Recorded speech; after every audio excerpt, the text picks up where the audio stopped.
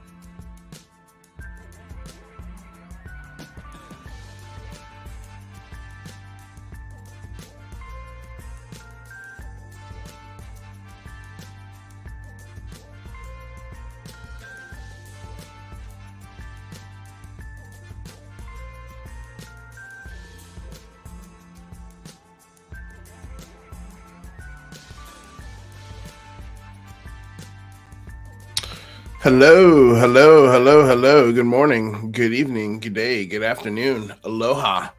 Welcome back to another episode of Lou Reviews. Hi there. How you doing? I'm gonna grab my notes. Today, it's gonna be a busy week.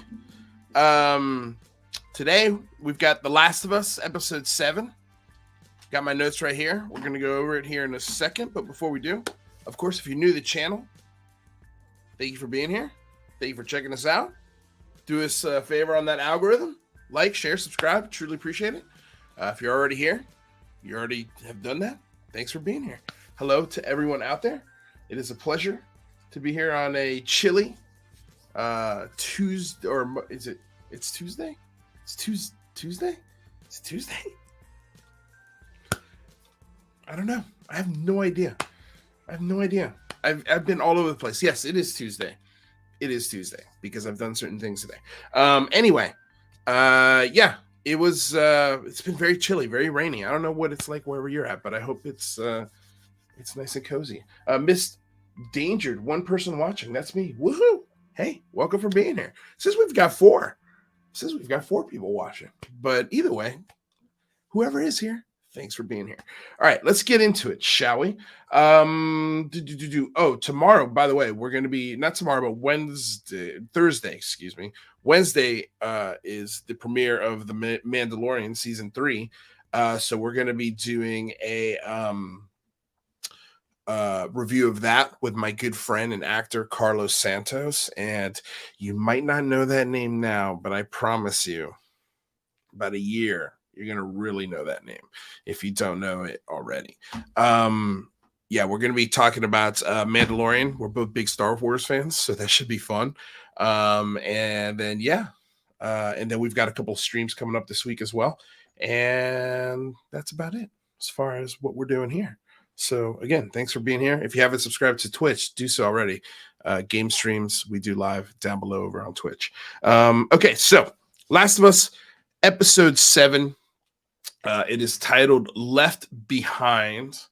I'm going to go ahead and pull up the IMDb page of it so we can check it out together. It was directed by Liza Johnson, writers Neil Druckmann and Craig Mazin, and of course Pedro Pascal, Bella Ramsey. And then we have, for one episode, seems like,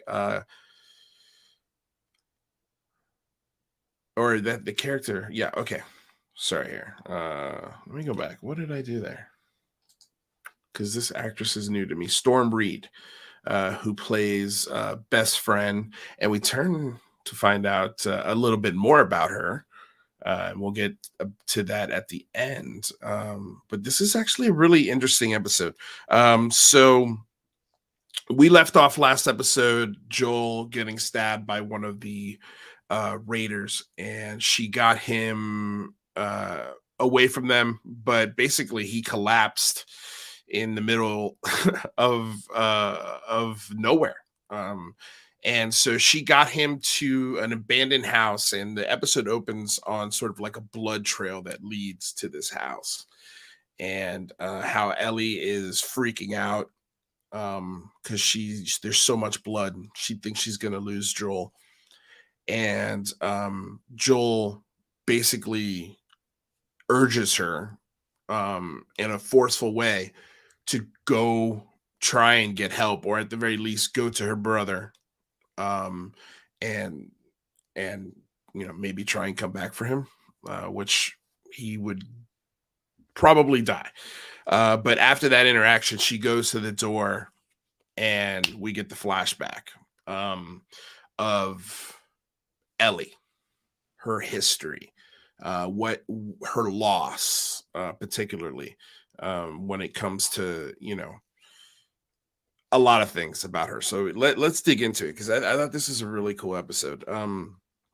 So Ellie, the episode opens, or the flashback, excuse me, begins. Oh no, I forgot my water. You know what? I need my water. Let me go grab it real quick.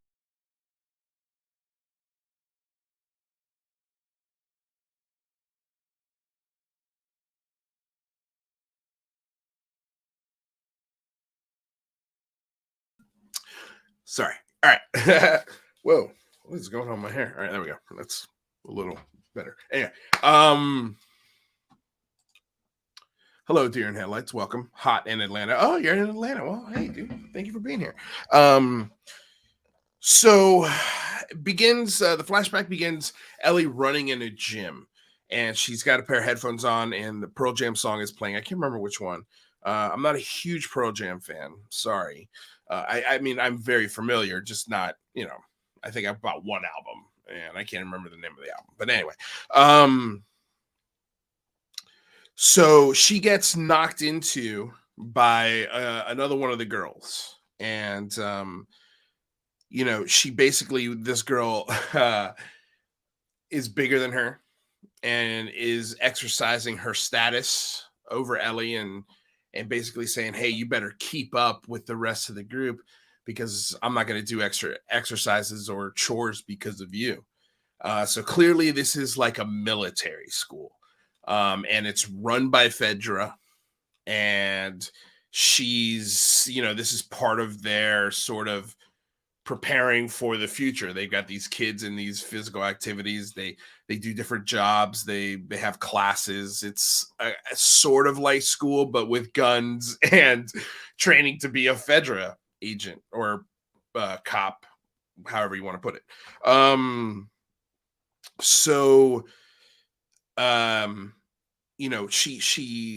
She puts this threat on Ellie, and essentially Ellie's first reaction is to just cock back and knock her in the face and beat the shit out of her, which is pretty awesome, because Ellie's smaller than her, younger than her, and turns out gave her 15 stitches as well. Like genuinely beat the hell out of her, which is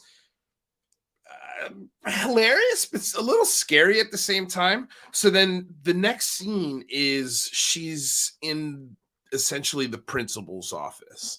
I don't think they give a title to this character. I mean, let's see if they have it here in the episode. So Captain Wong.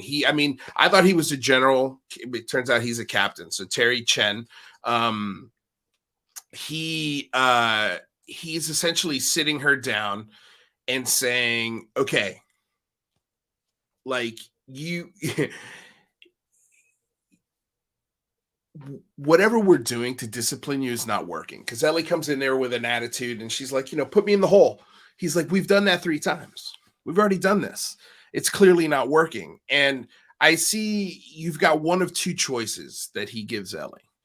And he says, you can go one path where you're constantly fighting the system and the program, um and you're getting people put above you, like this bully. I didn't write down her name. We probably have it here. Was it Bethany? Yeah, that sounds familiar. um uh so she he's like, you can end up working the wall, eating shit food, being cold in the winter and hot in the summer, and die basically being a grunt. Or you can listen and learn and and eat the better meals, be warm in the winter, cool in the summer. But not only that, you could lead people. He basically breaks it down for her that, like, you're really smart. Like, you're a lot smarter than Bethany. And if you want to be in charge of people like Bethany one day, you could be, if you just got your shit together. Like, I think you could do great things, and gives her the keys essentially to move up it through the system that feeds her and clothes her and keeps her safe. And to her, she takes the deal right there, on the spot. I mean, it's obviously the better deal. And so she commits to not getting in trouble, staying within the system, working it to her advantage. And as she's about to go, she falls asleep, get ready for the next day and start this new part of her life.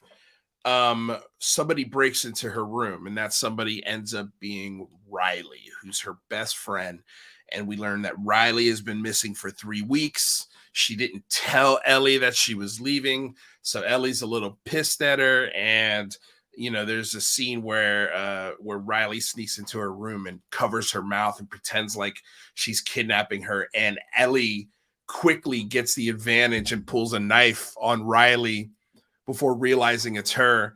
And you immediately see how fierce Ellie is, and then she realizes, oh my god, this is my best friend. She puts down the knife, and we learn these things about them. So after sort of a vague explanation, and not really actually no explanation as to why she's back or what she's doing there, she's like, grab your stuff, I'm about to take you out on the best night of your life. And so Ellie's like, I can't, I gotta stay. I just promised Captain Kwong that I'm on the straight and narrow. I'm gonna try and be a Fedra agent or captain or whatever. And of course, her best friend convinces her, and they end up leaving and going out to wherever Riley is kind of, urging her to go to. So let's see here. Let me take a look at my notes. I know when they leave, like literally as they hit the ground, as they pop out the window, the first thing that drives by is a Fedra truck, and they almost get caught. And so they write it off immediately. It's like, oh yeah, this is a great idea. Let's see here. Sure. Okay, so on sort of this trip to this destination, they come across a dead guy who killed himself, took some pills and a bottle of liquor, and they ended up taking the bottle of liquor with them, like I guess anyone would do at that point, no matter what the age. And then there's an interesting scene where the body breaks through the floor and kind of just falls through this, I guess, rotted floor. I don't know. I thought it was a little unnecessary. I was like, yeah, we didn't need that, but okay, cool. It was the only part of the episode where I was like, oh, this is a little weird. I just felt like it was like, I don't know, just a special effect that just wasn't needed. Like, it would have been cool if they just grabbed the liquor, had that little scene, and then bolted. So so then Ellie asks how and why Riley joined or no, how oh yeah, so Ellie asked Riley why and how she joined the Fireflies. And she also asked, because I guess when you get recruited into the Fireflies, you get a gun. And so that's what they learned when they grab the bottle of liquor. And we've learned that Riley sort of ran away and joined the fire, was recruited by the Fireflies. And so now she's come back to sort of tell Ellie what's going on.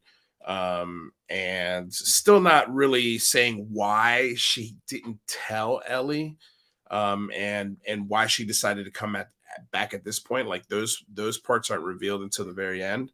But it's sort of it's where there are moments where, and I think very early they established that yes, they're best friends, but there might be something more there, other than just being really like genuine best friends. And it almost felt like a first date in a lot of ways, where they were kind of feeling each other out. It's almost like they hadn't seen each other in a long time, and they were looking forward to seeing each other. And then they finally see each other, and they're sort of walking on eggshells with the things that they really want to ask, but they're kind of trying to feel the other person out. And sort of that's what this whole episode had, and I thought that was really nice. It added like a tension. You're like, okay, is this going where I think this is going? And you're like, yeah, okay, let's see what happens. So Riley, you know, basically again, promise Ellie the best night of her life, and she leads her to let's see here. Oh, wait, before this part, Riley and Ellie have a discussion about like why Ellie's pro Fedra versus why Riley is pro Fireflies. And Ellie's like, look, they give me shelter, they keep me safe from the hordes and the infected. I get to eat. There's structure. Everybody's got a job. Not everybody's job is great, but shit. If you're good at what you do, you can move ahead. Like she's essentially sort of spitting the propaganda a little bit.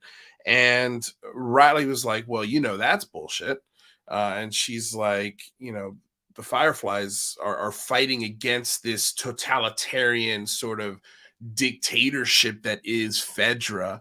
It shouldn't be like you're only good for this, you're only good for that, and if you can't do it, we'll literally feed you to the hordes, or we will use you in the worst ways possible. And if you're not useful there, we'll dispose of you.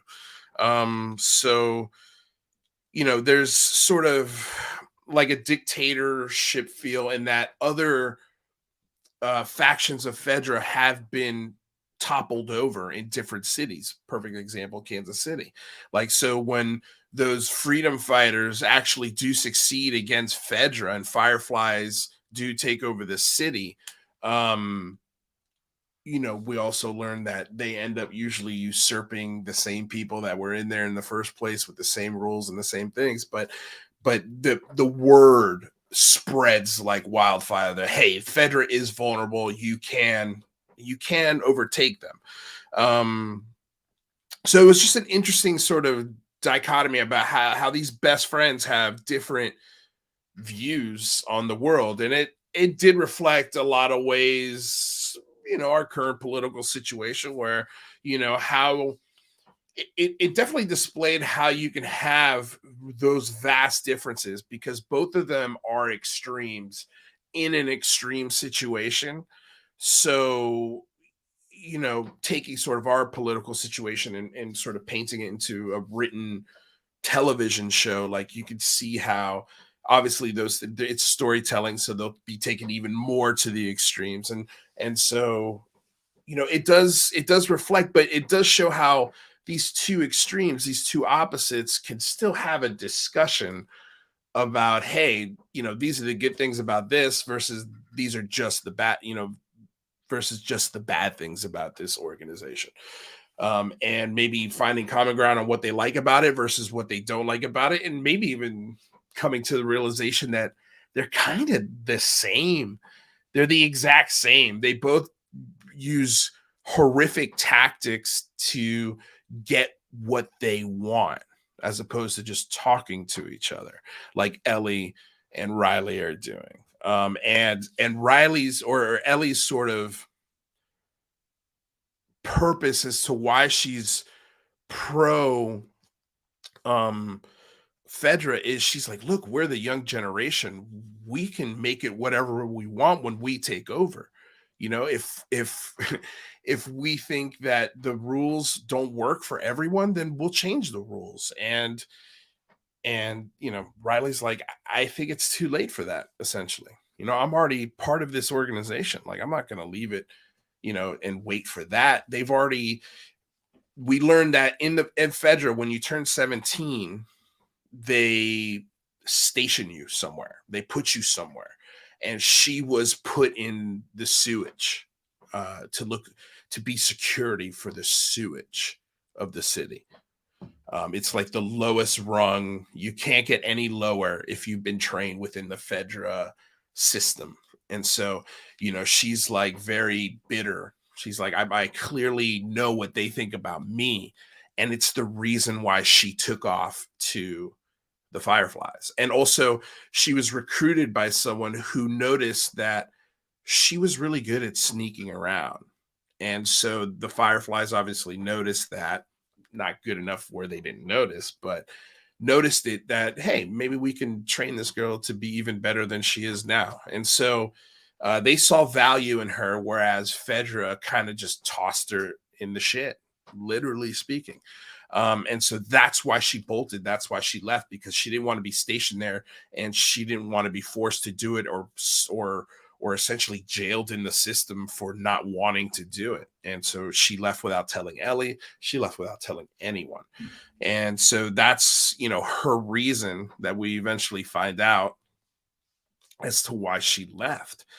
And, so this is like a really interesting struggle as to, well, which organization is better, like which one is something that you can maybe change from within, and which one is just using you. Because in a lot of these, if you look in other places of the world, extreme situations where kids are used to fight wars, and in some way both organizations are doing that. At the very least, they're training kids to fight wars, not against the infected really per se, but against other humans primarily.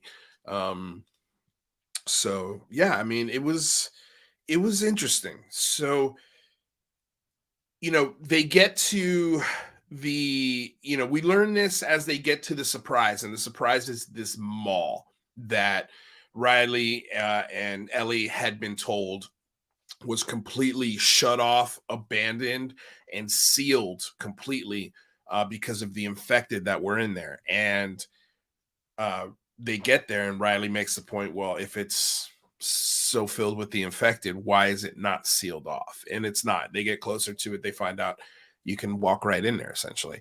And that in some sort of restructuring of the power grid to get power to certain spots of the city, this mall connected to the power grid. So the surprise was that she turns on the power to this mall.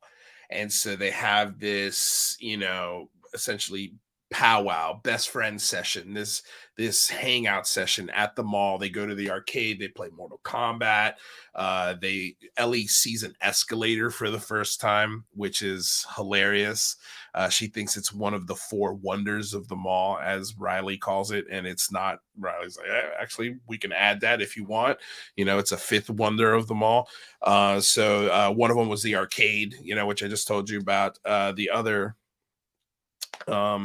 was, oh gosh, what was the other one? Did I write it down?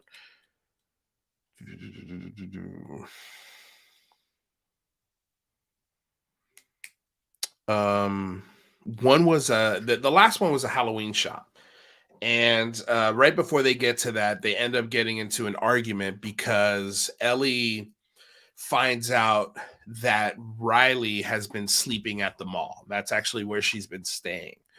And that's how she knows all of these little things about the mall, how to turn on the power, where the arcade is, how to get quarters for the stuff. Like she planned everything like a date for Ellie. And the reason why she planned it is because, she had some disparaging news that she wanted to share with Ellie. And before she did that, she showed Ellie where she was living. And when Ellie walked into the room, she found pipe bombs.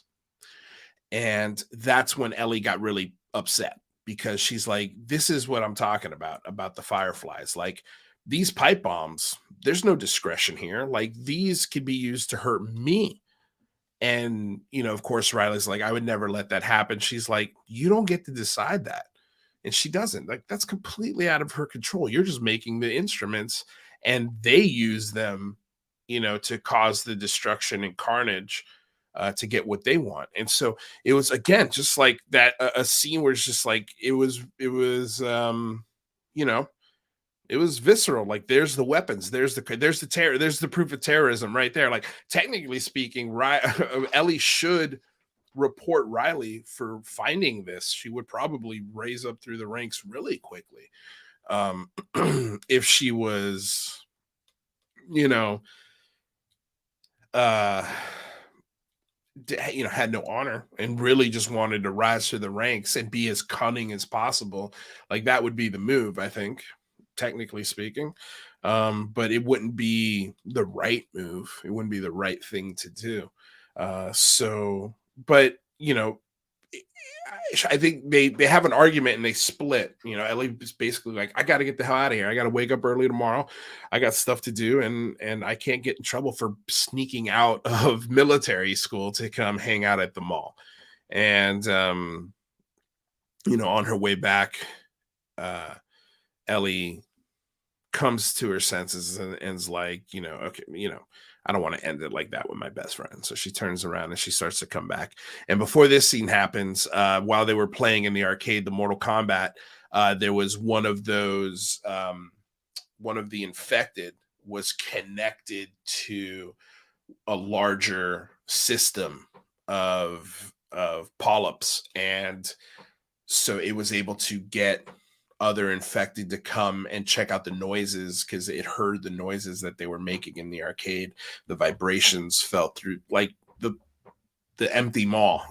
That's how it picked it up. And so while they were having this fight, while they were playing games, the infected had been called a while ago. And so Ellie comes back to Riley. They have a essentially an all-out confession, and they tell each other everything. And she's like, basically, look, I not only got recruited, but they're moving me to Atlanta. They're stationing me in Atlanta, and I'm leaving. And, this really upsets Ellie. And it leads to a point where they kiss. They find out that they have more than just best friend feelings. And there was, they had a moment in the photo booth. That was it. That was the fourth wonder, was the photo booth. They had a moment in the photo booth, they there was a carousel moment. And by the way, the soundtrack for this episode was awesome. They had a sweet carousel moment, and they had these wonderful date moments. They had their fight, their breakup, and then they had their makeup. And so in the makeup, they reveal to each other that it's more than just friends, and come to the conclusion that Riley's not gonna leave. She's gonna stick around with Ellie because she's in love. And so, I'm reading while I'm listening to the audio books of Game of Thrones, and the chapter where Jon Snow is at Castle Black, and and the commander, the Lord Commander there, is telling him, essentially giving him the history of who he is and how he's a Targaryen and like a royalty essentially. And that the things that break vows is love. And love is the thing um that crumbles walls, like, because usually people don't make love essentially destroys rationality. People will make a decision based off love versus rationale, and that's the exact same thing that we got in a couple of episodes back when we had that crescendo with Henry and oh my gosh, forgetting her name, but here, let me go back, with Ellie and Kathleen, who's played by Melanie Linsky. um the idea that, hey, like, you I understand why you gave up my brother to save your brother from dying from cancer, and that's a decision made from love, not rationality. Did you ever think that maybe that kid should have died before my brother, the leader of the resistance? So again, like, this idea that you know l- love sometimes following that path will lead to destruction. And so, yeah, that's you know the underlying, I think, theme of the episode. And right after they, obviously find out that they have feelings for each other and they come to their conclusions as far as what they're going to do now, that's when the clicker comes in. And so the clicker tackles Riley. They try to fight it off. Um, and Ellie eventually kills the clicker by stabbing it in the head with her knife. And uh, they were Ellie, especially, that was the first time she'd ever experienced something like that, and the first time she'd ever killed anything.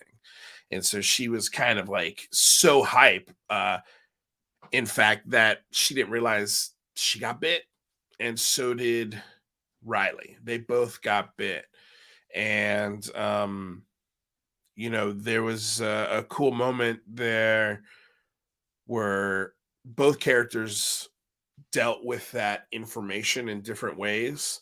Um, Riley was a lot more calm, cool, and collected, because I feel, and they said this in the after episode, and it makes sense that she has experienced loss and death before, and she knows that. And she even said this to Ellie in the episode, that this death especially comes for everyone. It's just a matter of when, where, and how, but it's an inevitability essentially. And so, you know we get the story of how Ellie got bit. We get the story of how Ellie has killed before, and we also get the story of how Ellie has lost not only just friends but true love. And for a young kid, again, like, how old she is in this, she's supposed to be, I think, 13, 14 years old. She's really just sort of supposed to be at the simplest but maybe confusing time in her life. She's supposed to be worrying about much simpler things, as opposed to possibly leading a revolution one day, or some sort of group of Fedra officers. So they deal with this in different ways. Ellie has sort of a fit. She's really pissed. She's breaking things, and Riley's just calm, cool, and collected. And they come to the real. We've got basically two options. We can not do anything and turn.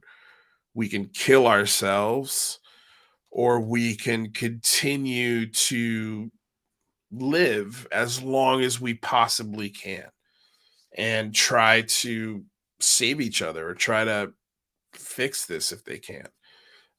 And obviously, it doesn't work for Riley, but somehow we don't get the backstory.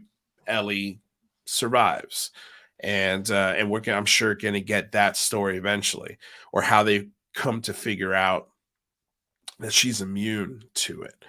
Um, so yeah, that's the episode. And so when we see the loss of Ellie, we see the story, the background, the really adorable, just it was an adorable cute little story.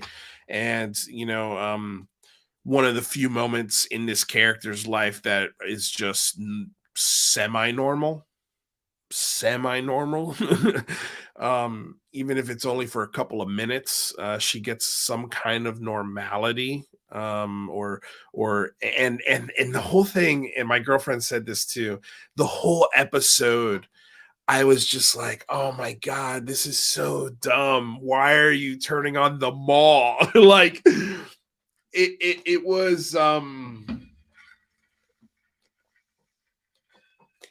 basically the equivalent of stealing your dad's Corvette, if your dad had a Corvette or a nice car or something, because you wanted to take it to the party. You wanted to pick up a nice girl in it. That's essentially like the kind of troublemaking in the apocalypse versus just normal life.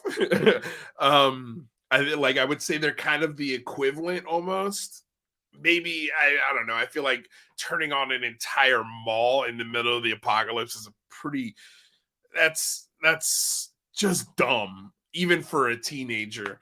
That's part of the resistance. I just wow, I don't know. It added a lot of tension for me and for her. The whole episode, we're just like, oh my god, is when the hell are these zombies coming? Like, it's gonna come, it's happening. But and eventually it does, and then of course, like one of them dies and the other one lives. But yeah, so that was one thing.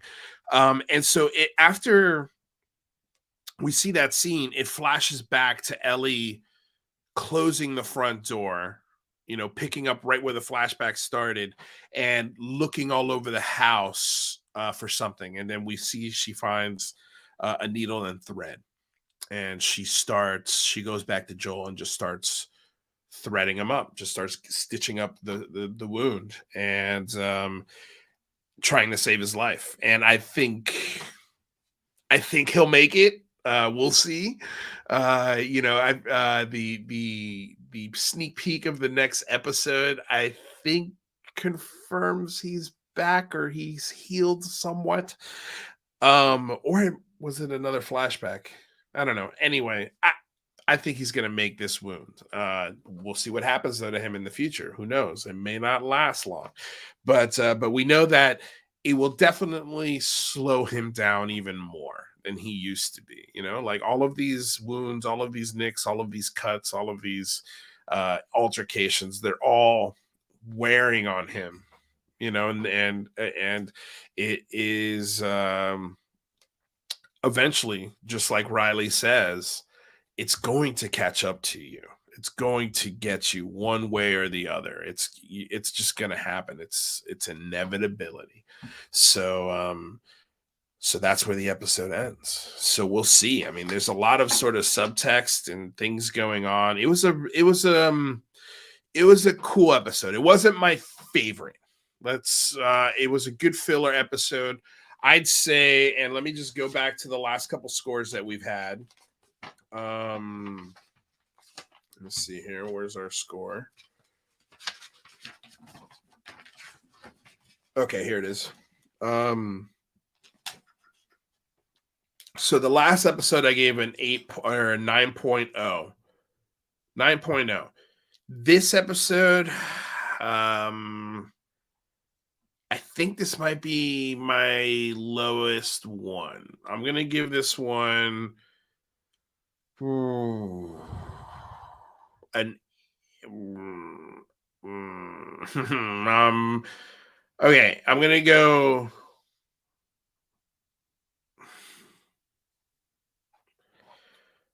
I'm going to go 8.1 on this guy, episode 7. 8.1. I think that's a fair score. You know, yeah. Yeah. There's a good score, good editing, good direction, really good acting. Both of these actresses or actors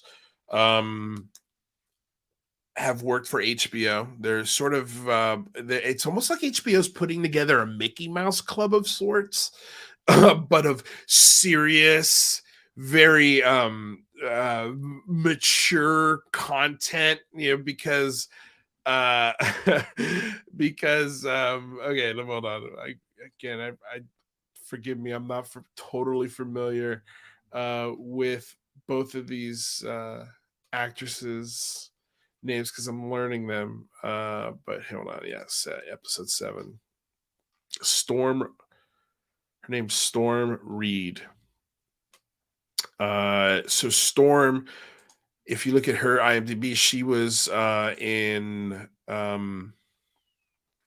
Euphoria. A couple episodes of Euphoria, a couple seasons, 14 episodes. So I didn't watch Euphoria. My girlfriend did. I mean, I don't know. Euphoria. I don't feel like Euphoria is a show that I would enjoy too much. Yeah, but I know she's the Warner Brothers likes her. Again, you got the Suicide Squad, which is Warner Brothers and HBO. A Wrinkle in Time. Oh, she's on episode of the. She's a voice on the Proud Family. Okay, that's cool.